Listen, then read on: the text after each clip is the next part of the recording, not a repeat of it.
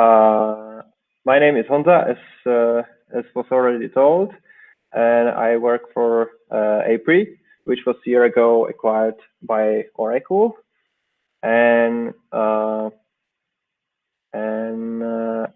my favorite languages or languages I use are, like, I'm software engineer, and languages I use are JavaScript and Python and Red, and most of the work I do is written in JavaScript, but I come from the Python world, and my heart belongs to Python. So I'm a big Python fan, and I started some meetups here in the Czech Republic and helped the community to grow a bit. Yeah, that's basically about me. I'll show the presentation now, so you won't see my face anymore. Bye bye. And let's see how this is going to work. So I'll press some buttons. It will break down, and you won't see me anymore. So yeah, this is me. This is my website and Twitter, and the image is there because I love Python and I'm a sort of hobby cartoonist, and that's it. I already told that. And because I love Python, I'm part of the PyCon CZ organizers team, and I would like to invite you there. This is like shameless plug advertisement to the conference I co-organize, because till the end of the February, you can still submit talks or workshops for the conference. There's open CFP call for papers, and you're very welcome to attend. It's very hard to do talk when I can't see the people, but I'll try. An API. So what is an API? It's a application programming interface, and the interface is the important word here. Basically, it started with interface of libraries. Just randomly, I choose Python as a programming language here. When I have my Python code, I can import some Django library. It's a web framework in Python, and I can use whatever Django offers through its interface. And this is what interfaces and what APIs used to mean. But then the internet came, and we started to have interfaces of systems. So there is GitHub, and I can curl the GitHub. It has REST API, REST interface, and I can use whatever the REST interface of GitHub offers to me. Usually people think that these interfaces and APIs are something very technical, because it really seems to be like that. It's my Python code talking with other people's REST API or other people's Python code, and it's like computer talking to a computer. But it's not like that, because I am writing the Python code, and I need to understand the interface of the library or the API of the service to write the communicating Python code. And inherently, every interface, every API is a user interface, because it's the interface between me as the developer and the service or the library. So let me show you an example. This is a piece of code. I'm not sure how well you can see it, but it's not that important. You can see that there's like 12 lines or 11 lines of code. And let me just tell you that this is a standard way how to make an HTTP call in a Python standard library. It's a simple call. The only thing which complicated it was that I needed to pass a username and password alongside the HTTP request. And it's super complicated. It's very difficult to get a grasp of what is actually happening there. I don't understand the code myself. I would have to copy paste it from a documentation, and I consider myself to be like senior Python developer. So it's not very well writable. It's not very well readable. It's not maintainable. It's ugly. And then someone is Kenneth Rates, and wrote a library called Requests. And the request library has a claim, it's HTTP for humans. And the same code basically can look like this. And let me just alert you that the actual code which does the HTTP request is just the first line. The rest of it is just inspecting the response. So from, I don't know, 10 lines, we got one line, which is readable. And even if you don't know any Python or whatsoever, you can just read it and you basically probably know what it does. It's requests, it gets requests to some URL, and there's some authentication, user and password. And this is perfectly understandable. It's readable. I can easily remember that from top of my head. I don't need any documentation. And it's just beautiful. It's much better than the previous version, right? And the difference between these two isn't, there's no difference for the computer.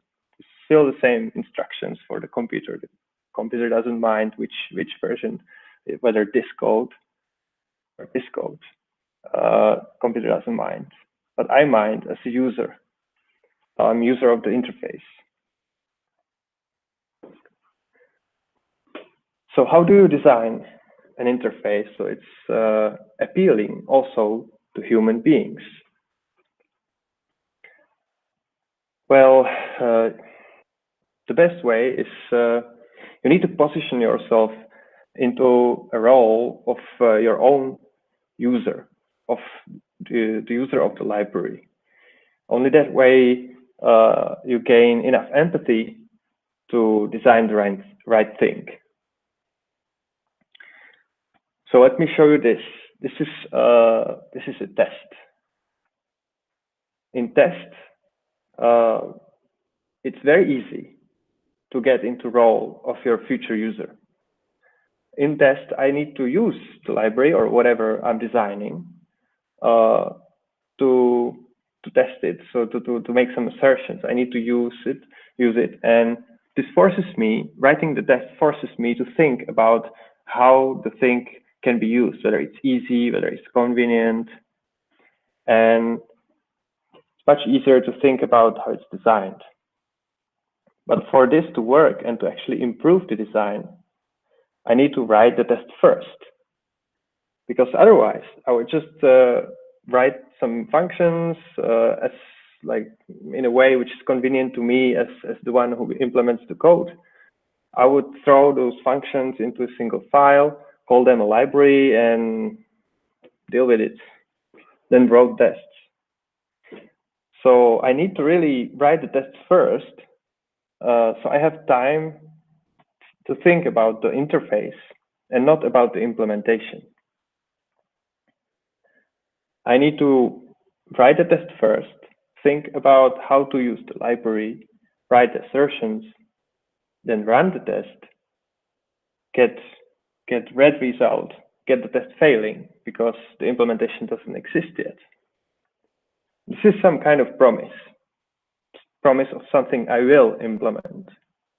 Then I do the implementation, I run the test again, and the test is green, it passes. That means I fulfilled the promise.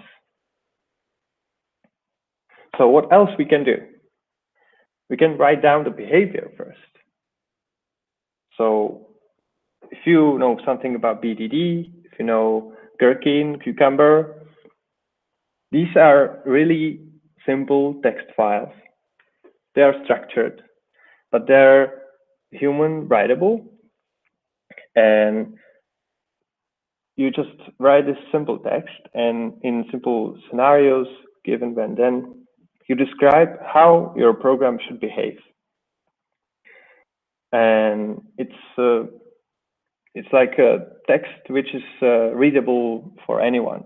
It's readable for your project manager, it's readable for your client, it's readable for your colleague or whoever is going to use the program. So it's very easy to communicate around these files. And it's just a text file, right? So you can send it by email, you can commit it to Git, you can do whatever you want with it, you can version it. So this is a very convenient way how to sort of encode an agreement on behavior into a text file. And the best feature of this is that you can parse it because it's structured. And you can write tests which match the file, the behavior. So you have testable documentation. You can test whether you're complying with the behavior you agreed on. So you go like this. You design the thing, then you test it, or you set up the tests, and then you implement it. And without the test part, you wouldn't know whether the implementation actually matches the design. So if we try it like from a different point of view, you think, you agree with colleagues, with whoever is going to use the thing, and you write down a promise. Then you test the promise or set up tests for the thing, and then you're coding until you fulfill the promise.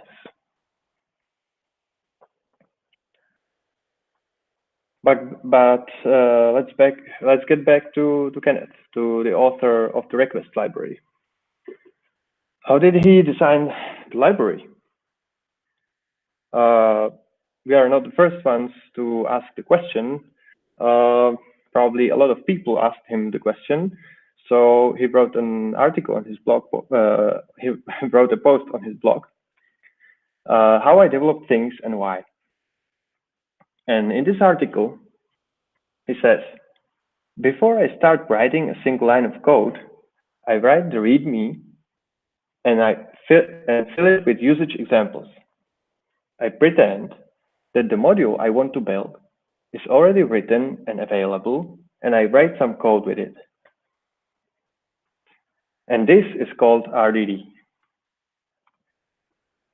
In 2010, Tom Preston Werner wrote an article on RDD on his blog as well, and it's README-driven development. And it goes like this. You have a simple README file where you put a brief description of whatever the library or the thing, whatever the project does. And then essentially like real examples of essential behavior of the thing, which you can just copy paste and they will work. When you're writing this file, you like prior to any coding, you have time to actually think about the whole project. You have time to think what the project is, what it should do, and what should be its interface. And you have the distance from the implementation to think about how the interface is going to be used. The README-driven development is good because you have the chance to think through the project first.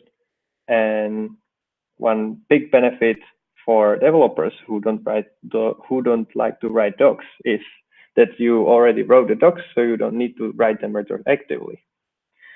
And your team can use the interface before it exists.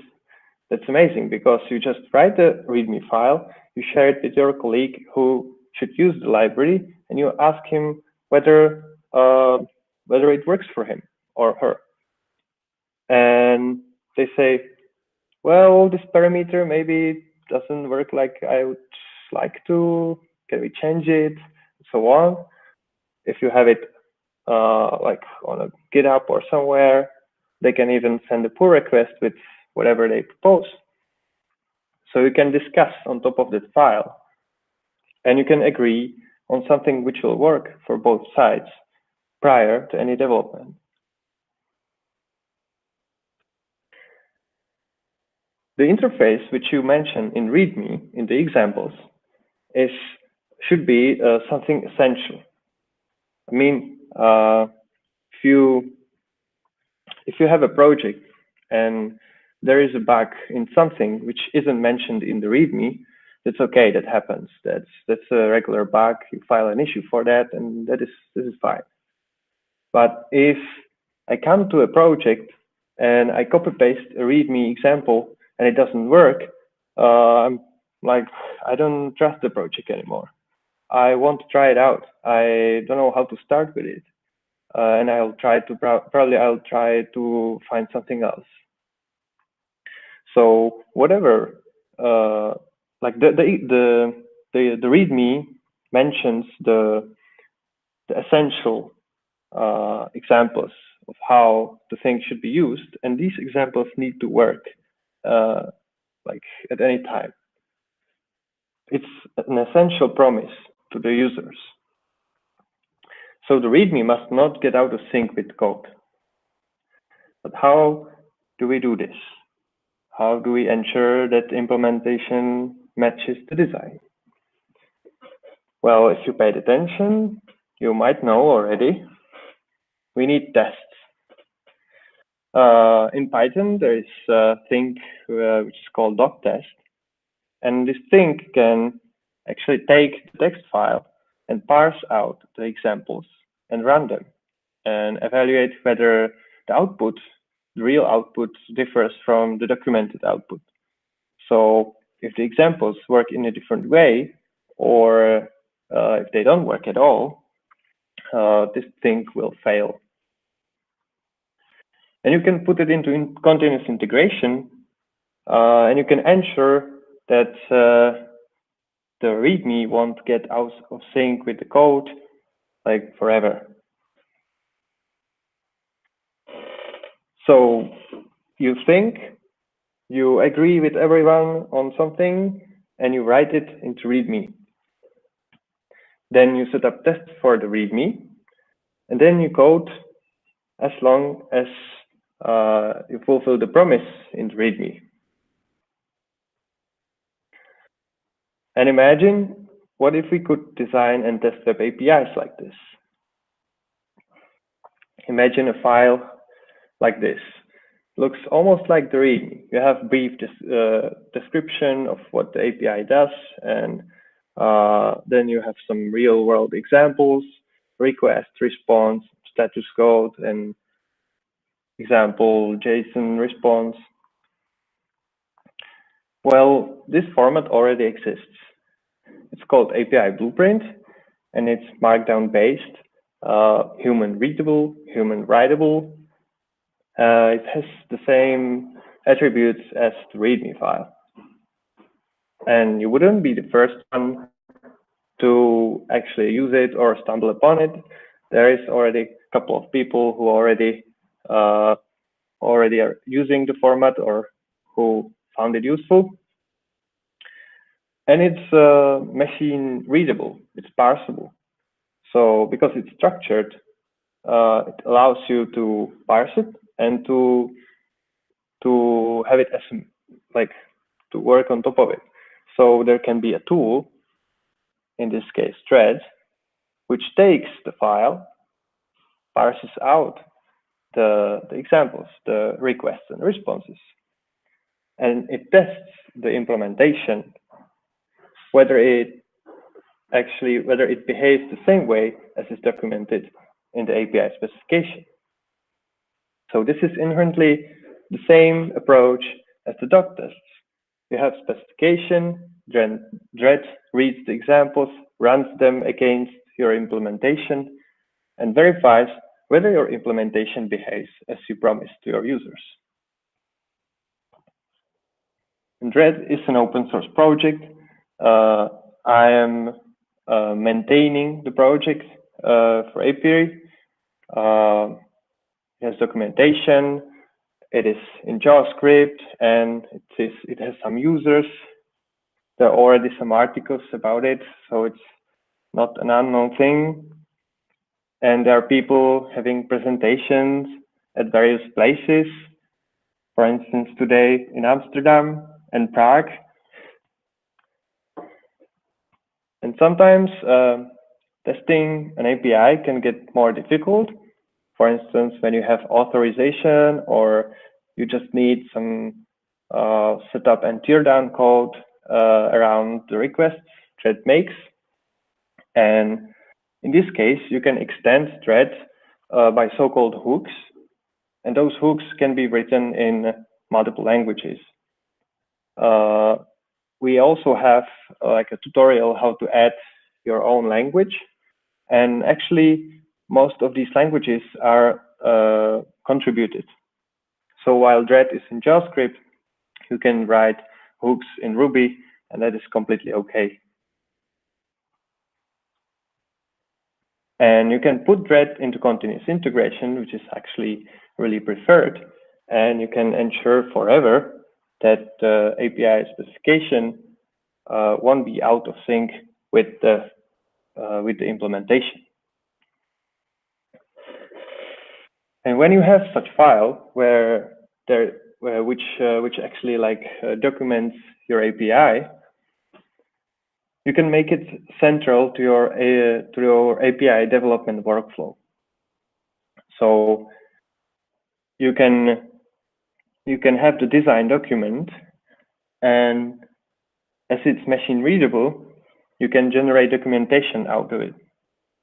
Or you can have a mock server, which is super useful. It's a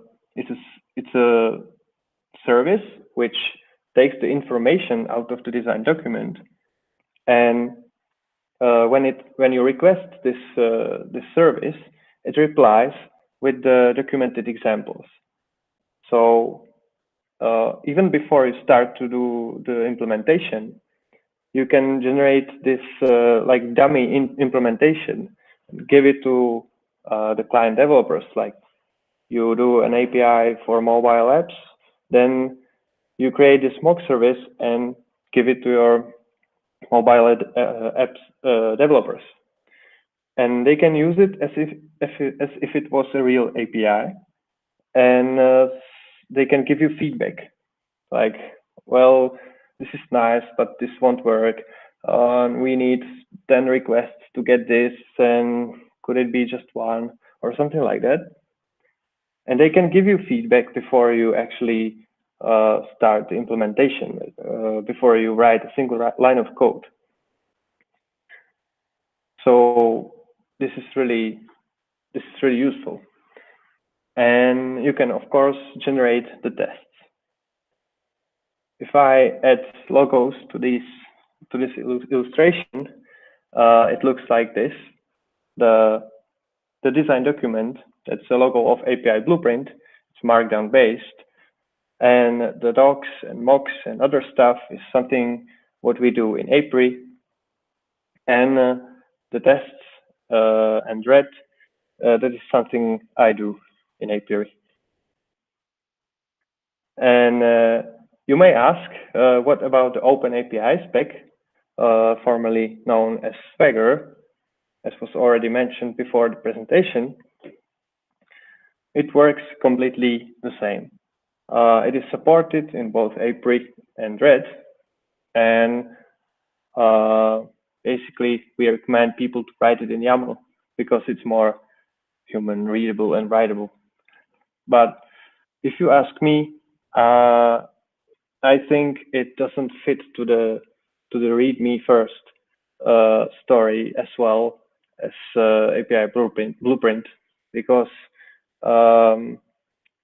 YAML or JSON don't really. Well, I wouldn't compare them with a document like Readme. So first, you think You agree with everyone about something and you write it into API description. Then you set up tests for the API description, and then you implement the API until the tests pass.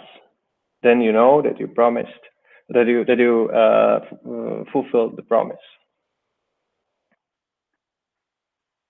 So testing implementation against design allows you designing before implementing, because otherwise you wouldn't know that what you implemented fits what you promised. And designing before implementing allows you better design. That is something we learned at the beginning of the presentation. And that means Dread allows you better design. And this is something I want you to remember. Do basically everything before coding. Like think first, design first, do documentation first, and test first. Discuss the interface design before implementing.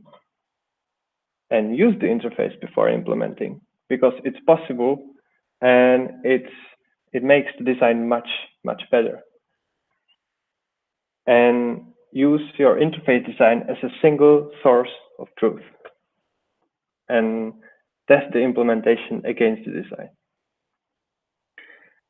One reminder from Kenneth Race: your API is a user interface. And that is all from me.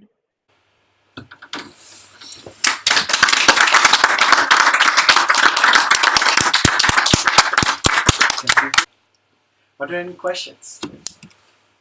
Yeah. Yes. Would you then still recommend to do BDD? Behavior-driven development. Would you still recommend to do BDD? So that's the question. Yeah, we are doing BDD right now. Like we are starting with it, and I would still recommend it. This is all really connected, like the API design and everything. I think when you write down the API specification, it won't replace all your tests or all your like BDD specs. It's I would say it's complementary. It's really something like the Readme driven development. It ensures like having the API spec and testing it and designing it upfront.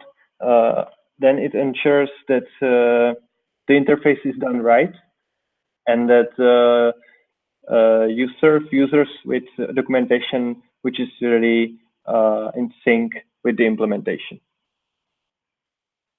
But all the corner cases and everything, you won't probably have it in the docs, or like you still need integration tests and behavior specs, and it's like it's a separate process.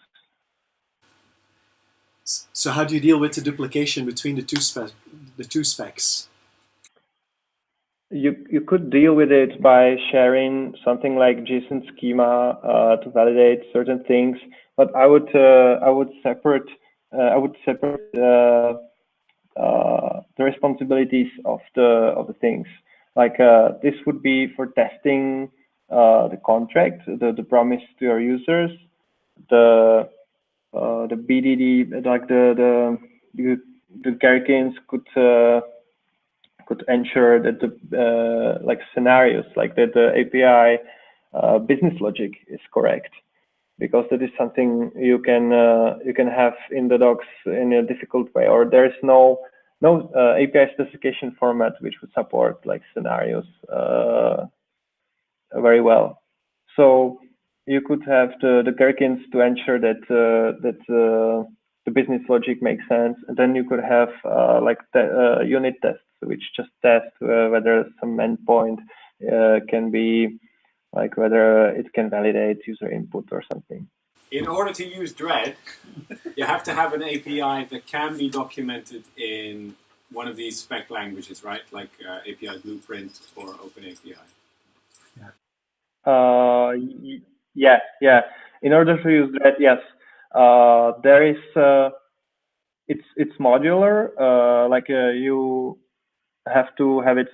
Currently, you have to have it in Swagger 2.0 or API Blueprint, and but it's modular in a way that it's possible to add support for more formats. And of course, we are planning to support Open API Spec 3 and so on, but it's something we don't have yet. But it's possible, and but it's not as simple as, for instance, adding hooks for a different language. What's the easiest way to get started with this thing? With Dread. With Dread or With Dread. or even with the RDD way of working. The easiest for RDD? To start working with that, or even to start using RDD. RDD is very simple. You just need a text. Sorry. Yeah. You're But you said it right. RDD is simple. Just whatever you are going to create next, whatever it is, just start with a simple file where you describe what it should be and how it should behave. It doesn't matter whether it's library, service, or I don't know, your garden project. And you just start with a file. And if it's your garden project, start with the file and show it to your partner and ask whether the partner likes it. And you agree on some changes and so on. And then you start to rebuild the garden. And this is how this works. Like you start with the README file, you write a couple of sentences there and real examples and show it to someone. And then it's starting to be useful when you show it to someone. And the other person says, "Oh yeah, that looks great," or like, "Oh, I would change this," and then you see that you already saved something, some changes in the future where you would be changing code or something like that. And to start with Dread, I would suggest just go to the docs, and if you have trouble starting with Dread, file an issue, and I will fix it. And thank you. Thank you very much. Thanks for doing Thank this. you for inviting me. Thank you for the remote experiment.